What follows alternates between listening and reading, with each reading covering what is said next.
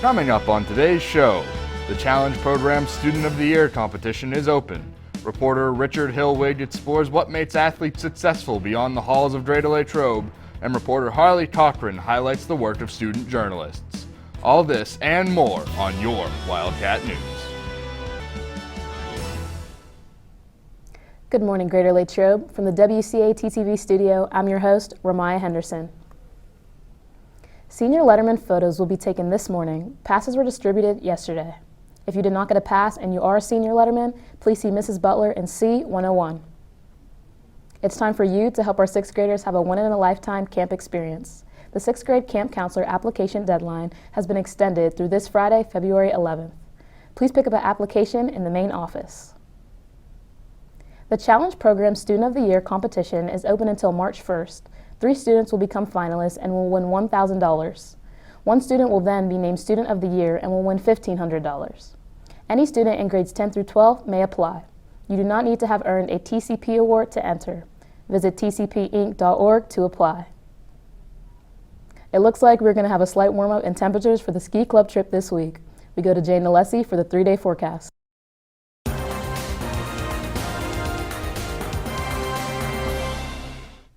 Thanks, Ramaya. Good morning, Wildcats. It's a great Thursday morning today. We're looking at a high of 37 and a low of 25. Don't be surprised if we see anywhere from a light dusting to an inch of snow today, but it shouldn't get any worse than that. Tomorrow, we're going to see the start of a slight warm-up, with the high increasing to 49 and a low of 41. I'd still make sure you have those thicker jackets handy though, as the wind might make the cold bite in the evening. It looks like a great night for the ski club. On Saturday, we're looking at a few rain and snow showers scattered throughout the area, along with a high of 42 and a potential low of 18. Let's hope that we can stay toward the upper end of that spectrum. Have a great day, Latrobe. Thanks, Jaden. Any student who took Interior Design 2 last year and would like their shoebox bedroom project is asked to stop by F202 at the end of the day to pick it up. Please email Mrs. Koss with any questions. Anyone interested in cheerleading or mascot tryouts must attend a mandatory tryout meeting on Wednesday, March 9th at 7 p.m. in the CSC. Please bring a copy of your report card. If you have any questions, you can contact Mrs. Fry in A4 in the junior high. Now, let's see what teams we will be cheering on tonight. We go to Ben Hamity for the Wildcat Sports Report.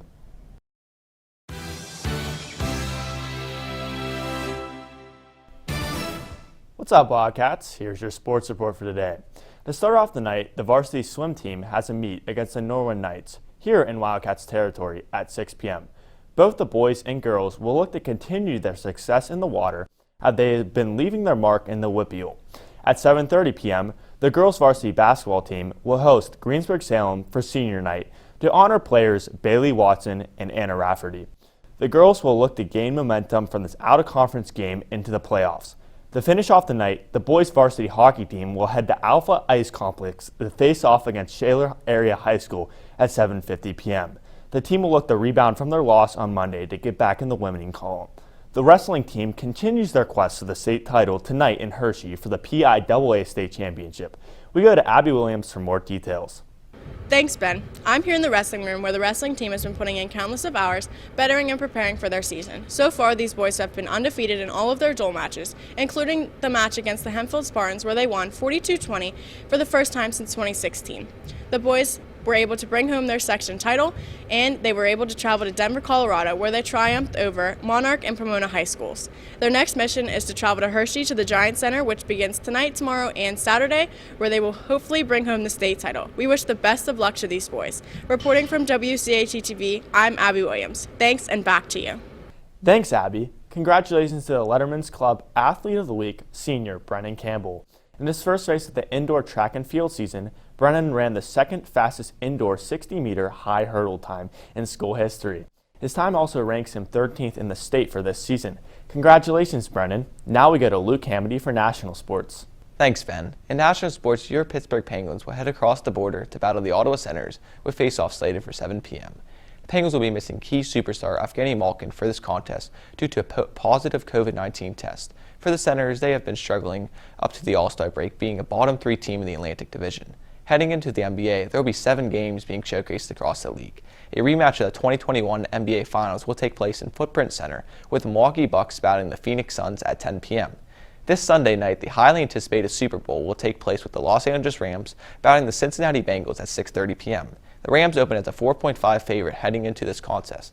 After multiple in- and off-season acquisitions from the Rams, they are hungry for a Super Bowl, led by superstar Matthew Stafford and his elite receiver, Cooper Kupp. The Bengals, however, are an elite offensive team led by Joe Burrow and a phenom rookie wide receiver Jamar Chase, who impressively defeated the three-time defending AFC champion Chiefs last week. You can tune into this game on NBC for this once-in-a-year experience. That's all for sports. Back to you, Maya. Thanks, Luke. Many Greater Latrobe athletes have had success at the collegiate level. Reporter Richard Hilwig did some digging on what makes athletes successful beyond the halls of Greater Latrobe. Ryan Sickenberger, Zach Akoska, Bryce and Austin Butler, Tucker Knupp, Reed Fenton, and Jordan Tallman.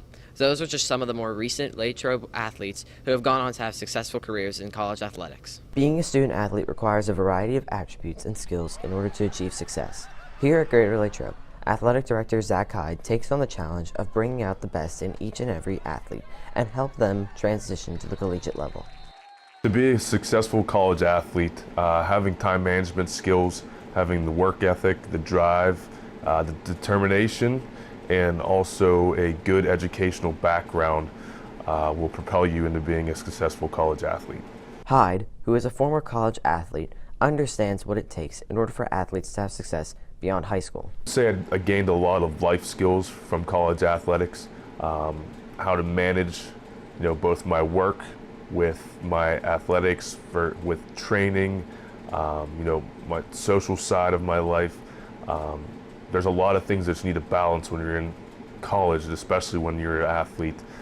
It just teaches you a lot of life skills that you don't get, just being in education alone. For Hyde, he wants to see student athletes succeed outside of Greater Latrobe, but he also wants them to remember the place where it all began.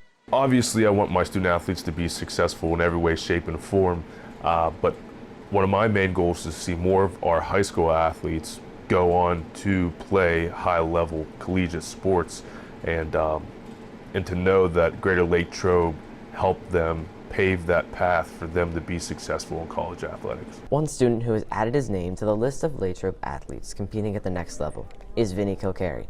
He recently committed to Ohio State for wrestling and is looking to translate his success in high school to college with a clear focus. I would say it's kind of like keeping a tunnel vision, not worrying about what other people are thinking about you, just like keep a straight vision. Vinny is just the latest addition to the collection of student athletes to make a name for themselves after high school, and with the opportunities and support available at Greater Latrobe, he certainly won't be the last. Reporting for WCAT-TV, I'm Richard Hillig. Thanks, Richard. Verdo Education will have a display table in the Commons area during Lunch and Learn today. Stop by for more information. The Makerspace Club offered students the chance to create light-up Valentine's Day cards. Reporter Emily Sweeney stopped by to see how they turned out. Thanks, Ramaya. I'm here in the library where many students are creating light-up Valentine's Day cards for friends and family. These students are using copper tape and batteries to make the designs that they have carefully colored light up. There were multiple designs to choose from, so students were able to let their creativity flow. This was a great way to create something different for the holiday. Reporting for WCAT-TV, I'm Emily Sweeney. Back to you in the studio. Thanks, Emily. Wondering what's on the menu today? Here's Adina Prue with What's Cookin'.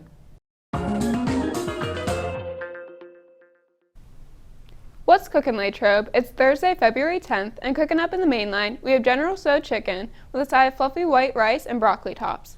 The sandwich options for today are a hamburger, cheeseburger, or chicken patty. The pizza options for today are the homemade cheese and pepperoni pizza. In the grab-and-go bar, we have fresh salads, deli hoagies, and broccoli. The soup of the day is wedding. That's what's cooking. Thanks, and back to you, Ramaya. Thanks, Adina. From storytelling to designing page layouts, the students in Greater Latrobe's multimedia journalism class learn what it takes to become a journalist. We go now to Harley Cochran for a look into their publication.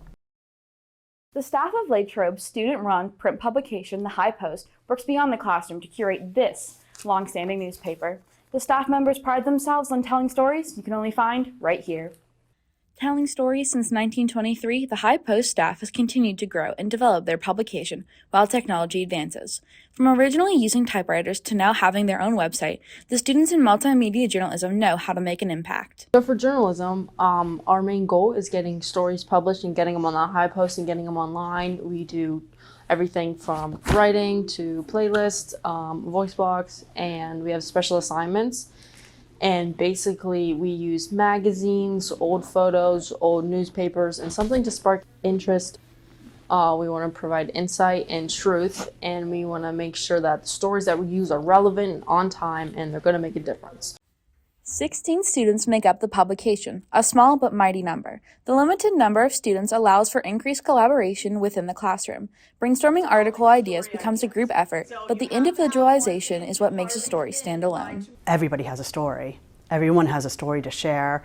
And when you're thinking about sharing that story, it can be in a lot of different ways.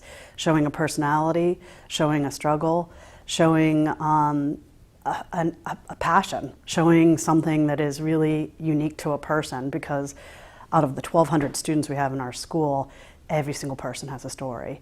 In order to accomplish their goals, the publication has an editorial board in charge of establishing deadlines and providing support to staff writers. The board consists of an editor-in-chief and section editors. So as an editorial board, we do come in once in a while for meetings to discuss like lesson plans, or like where we're planning on going with the paper, with classes, or like what material we want to have next.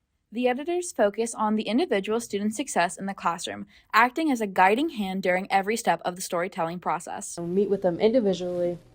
We talk about who they're going to interview, what questions they're going to ask, and like when they're going to have their rough draft due, and then when they're going to have their final copy due in the drive in a photo ready to be published. Students are able to feel that satisfaction and pride when they publish their stories online and see them printed in the monthly newspaper. So what we do here, using student newspapers online and WordPress, using InDesign, Photoshop, and working with this year the Tribune Review to get it printed, it's just like this high level of responsibility, opportunity, freedom, and growth. Students and community members alike get to connect through the High Post by sharing and reading stories.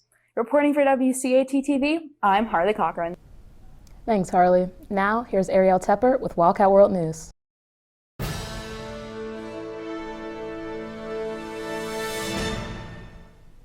Good morning, Latrobe. Today in Wildcat World News, President Joe Biden recently met with German Chancellor Olaf Scholz to discuss the current Russia-Ukraine situation. This comes at a critical time for the leaders as tensions with Russia persist. The United States has warned that Russia will face severe consequences if they invade Ukraine. Germany, on the other hand, has opted for a softer response. They will refuse to send military equipment to Ukraine and will refrain from deploying more troops to the eastern flank. Next up, after 10 years of observation, a 75-year-old California man has been declared cancer-free after immune cell treatment wiped out his blood cancer. An entire decade has passed without it returning. The treatment is called CAR T cell therapy, which retrains one of the most effective immune cells to target cancer fast.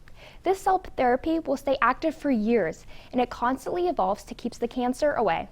Lastly, New Orleans Saints running back Alvin Kamara was arrested on Sunday due to a battery charge stemming from an incident that took place at a nightclub in Las Vegas. Kamara was taken into custody and booked at the Clark County Detention Center. That's all for Wildcat World News. Now here is Alexis Knoll with Community News. Thanks, Ariel. In community news, registration is now open for the annual Cupid's Chase. This 5K race will take place over this weekend on Saturday, February 12th at the Latrobe Memorial Stadium. The race starts at 10 a.m. with the intention to raise funds and awareness to support housing and employment for people with disabilities. That's all for community news. Thanks, and back to you, Ramaya. We will be back after this message. Cat's Cash is our very own student-run bank in the high school cafeteria. They are open on Monday and Wednesdays during Lunch and Learn from 11 a.m. to 12 p.m. Cat's Cash is a branch of the Lesko Federal Union located in downtown Latrobe. Any students with a current account at Lesko can use the services at Cat's Cash. You can deposit, withdraw, cash checks, do transfers, and use our ATM. To become a member, stop in and open your account for only $5. Reach out to our student tellers, Delaney Quinn, Hannah Gentillo, Brennan Campbell, and Ethan Banks with any questions. You can check out the Cat's Cash Instagram page for updates. Follow GLSD_Cat's Cash. Thanks for tuning in to this edition of WCAT TV News. Have a great day, Latrobe.